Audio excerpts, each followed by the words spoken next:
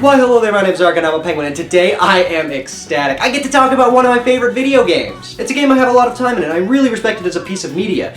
In fact, it pretty much changed my entire approach to storytelling and art in general. And that game is, of course, Persona 5. My house has been breached. About 3 or 4 months ago, I asked you guys on my community tab what games or topics you'd like me to talk about via a poll. The 4 options, not including the suggestions in the comments, included the topic of hell levels and settings in video games, the Geometry Dash Demon list, Pikmin 4, and finally, a retro game of your choosing. You can probably see that next to some retro game, it says in parentheses, leave in comments. Well, despite the fact that it initially won, the only person to leave a game in the comments was Kai. For those of you who don't know who Kai is, on YouTube he is known as Crazy Kai and makes Minecraft videos. He also occasionally does streaming stuff on both Minecraft and Geometry Dash. He and I have also been YouTube co-workers for almost 5 years on my group YouTube channel, Spectrum. Please subscribe, we would very much so appreciate it, and I will give you a kiss on the face. Kai and I have literally been friends since he was born, so you think he'd choose a good game for me to talk about, right?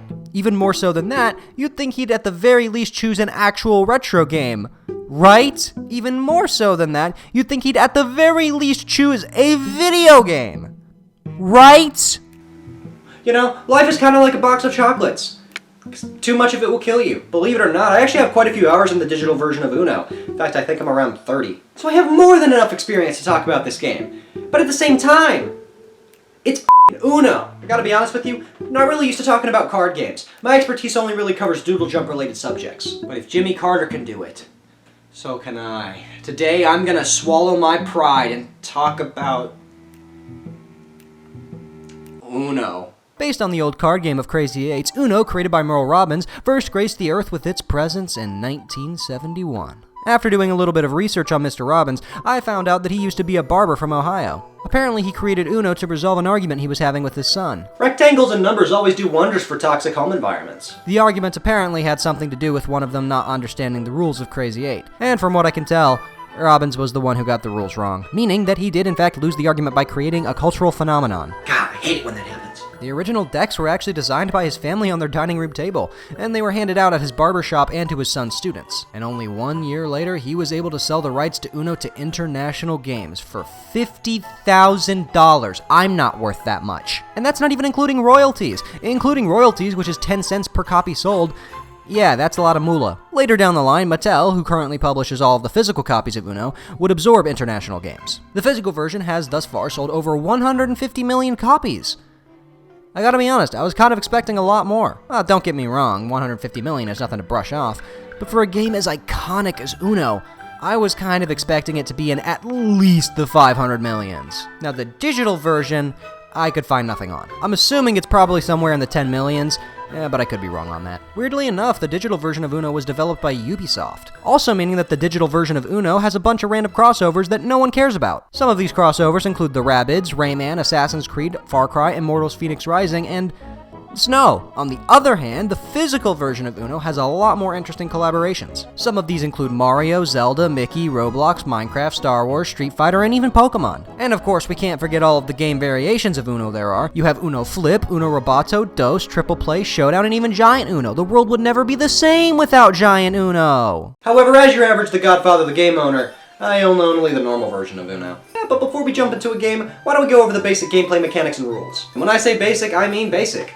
Unless you're a peasant. Uno is a cutthroat battle of strength, wit, and how good you are at glancing at other people's cards. Uno takes no prisoners. Last guy I played Uno with, I said Uno before he did. Neither me nor his family have seen him in 8 years. The end goal of Uno is to reduce whatever number of cards you have to 0. You start off with 7, but you will more than likely have to draw more than once during a game. This happens usually due to cards that force you to draw or because you can't place a card down. What determines if you can or can't place a card down is if the color and or number of your card aligns with the color and or number of the card at the top of the pile. For example, if the face of the card at the top of the pile is a yellow 3, you can place any yellow card down or any card that has the number 3. And this is regardless of color. This automatically changes the color needed to get rid of a card. While most cards will just be the standard number color cards, there are some cards that will get you into some wacky situations. These are, of course, the wild cards. These include draw 2, draw 4 and change color, just change color, reverse, and skip. All of them are pretty self-explanatory, to be honest. Once a person has only one card left, they are obligated to screech,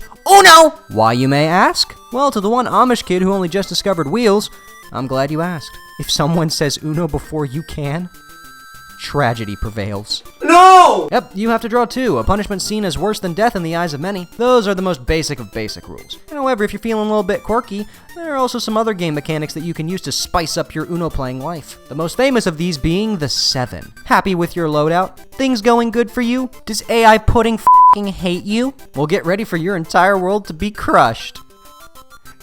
My dignity. Even more evil than the 7 is the 0. With the 7, you get to choose which deck you want to steal without legal repercussions. The 0 just makes every deck do a funny twirl. With this, no one is safe, not even the one who plays the 0 card. You could get an incredible deck or one that your parents wouldn't allow into their home. One of my favorite non-required rules is the stacking rule. If someone places down a +2 or a +4 card and another player has a card of the same type, they can place it down, which automatically adds the number of cards to draw to the one beneath it. Meaning that if someone stacks a +2 onto another +2, the next person in line has to draw 4. And there's no limits to this. As long as the next person in line has a card of the same type, this can go on for eternity. Another mechanic that I dig is jumping in. If someone places a card down and another person has the exact same card, they can jump in and place it down. Once they place it down, the person next to them gets to go, meaning the order is reset back to whoever jumped in. And those are all the main Uno rules. I'm sure there are a bunch of other rules I never played with, like challenging, but I'm a suburban white guy, I'm no fun. Oh, those were definitely some Uno rules.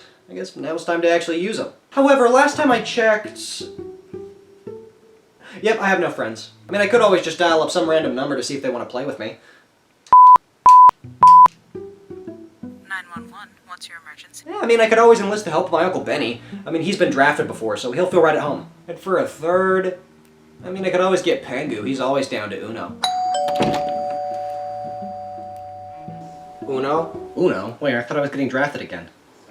Are you not? Quack. Come on, guys. I thought we agreed whatever we do today would be related to a Latin-based language. Does that mean no Taco Bell? If either one of you looks at my cards, I'll scream. Actually playing Uno is way different than your Uno-related fantasies. It's a highly luck-based game, much like other party games. And life. There is definitely some level of skill and strategy required to win a game. You need to know what cards to play, whether or not to challenge, whose deck to swap with, etc. However, most of the fun of Uno comes from the fact that you never know what's gonna happen. Alrighty, I take Pengu's deck. Quack. Hold on, buddy. I also have a blue 7. And I would like Pengu's deck too. Quack. Hold on a second there, nephew. I happen to have another blue 7. Quack. Well, I bet you didn't expect me to have Quack. a blue 7! Bueno, nunca lo vieste venir. Tengo otro 7 azul. I have another blue 7. Another blue 7! Surprise! Oh, no shitty. Hey, you know what I could really go for right now? Another blue 7, I own 48 beavers! Also, oh no, I'm out of blue 7s. Oh, wait a second. Blue 7. Another blue 7. Blue 7. Another blue 7. Blue 7.